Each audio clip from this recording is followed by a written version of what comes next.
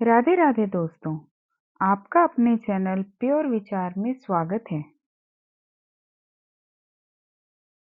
हिंदू धर्म में मौनी अमावस्या का काफी महत्व माना गया है। इस दिन जातक को गंगा स्नान और दान करने विशेष रूप से कहा गया है। धार्मिक मान्यता है कि ऐसा करने से श्री हरि प्रसन्न होते हैं और आशीर्वाद देते हैं। साथ ही कहा गया है कि इस दिन पितृ धरती पर आते हैं और उनकी आत्मा की शांति के लिए तर्पण, पिंडदान और श्राद्ध करना चाहिए। मौनी अमावस्या के दिन गृहस्थ लोग और साधु सन्यासी व्रत और पूजन करते हैं। मौनी अमावस्या की कथा सुनने से व्रत की पूर्णता और पुण्य की प्राप्ति होती है। तो चलिए सुनते हैं मौनी अमावस्या की व्रत कथा।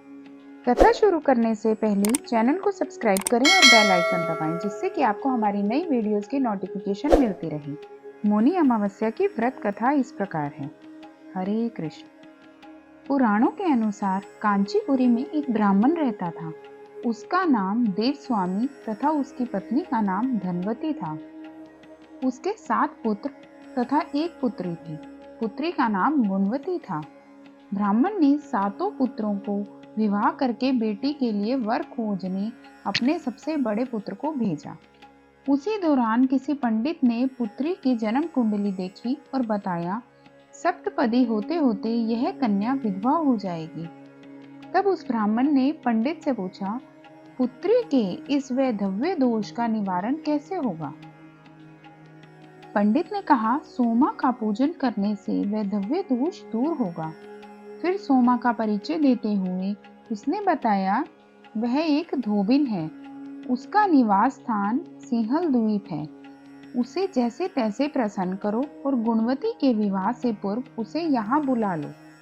तब देव स्वामी का सबसे छोटा लड़का बहन को अपने साथ लेकर सिंहल द्वीप जाने के लिए सागर तट पर चला गया।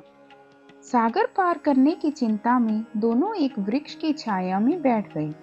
उस पेड़ पर एक घोंसले में गिद्ध का परिवार रहता था। उस समय घोंसले में सिर्फ गिद्ध के बच्चे थे।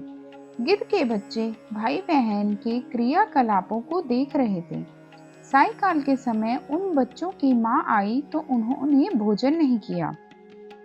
वे अपनी माँ से बोले, नीचे 2 प्राणी सुबह से भूखे प्यासे बैठे हैं। जब तक वे कुछ नहीं खा लेते तब तक हम भी कुछ नहीं खाएंगे।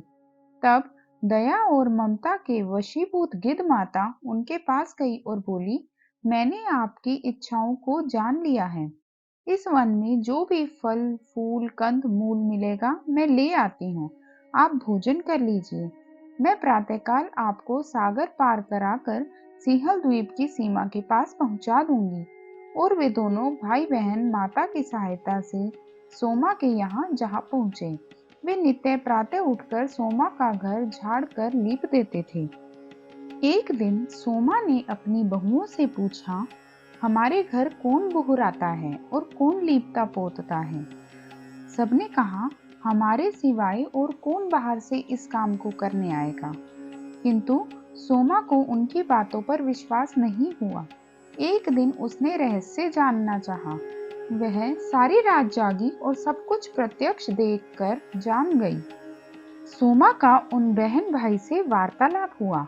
भाई ने सोमा को बहन संबंधी सारी बात बता दी। सोमा ने उनकी श्रम साधना तथा सेवा से प्रसन्न होकर उचित समय पर उनके घर पहुंचने का वचन देकर कन्या के वैधव्य दोष निवारण का आश्वासन दे दिया। मगर भाई ने उससे अपने साथ चलने का आग्रह किया। आग्रह करने पर सोमा उनके साथ चल दी।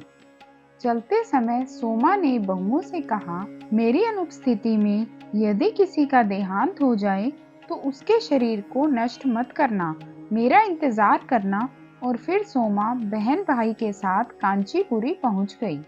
दूसरे दिन गुणवती के विवाह का कार्यक्रम तैयार हो गया। सप्तपदी होते ही उसका पति मर गया। सोमा ने तुरंत अपने संचित पुण्यों का फल गुणवती को प्रदान कर दिया और तुरंत ही उसका पति जीवित हो उठा। सोमा उन्हें आशीर्वाद देकर अपने घर चली गई और उधर गुणवती को पुण्य फल देने से सोमा के पुत्र जमाता तथा पति की मृत्यु हो गई। सोमा ने पुण्य फल संचित करने के लिए मार्ग में पीपल वृक्ष की छाया में विष्णु जी का पूजन करके 108 परिक्रमाएं लगाई। इसके पूर्ण होने पर उसके परिवार के मृतक जन जीवित हो उठे। इसके बाद से ही माना गया कि कथा के मुताबिक मौनी अमावस्या के दिन व्रत, दान और श्री हरि की पूजा से जीवन में सुख समृद्धि और मोक्ष की प्राप्ति होती है। हरे कृष्णा हरे कृष्णा। वीडियो पसंद आए तो वीडियो को लाइक करें, शेयर करें और चैनल को सब्सक्राइब करें। बेल आइकन जरूर दबाएं जिससे कि आपको हमारी नई वीडियोस की नोटिफिकेशन मिलती रहे।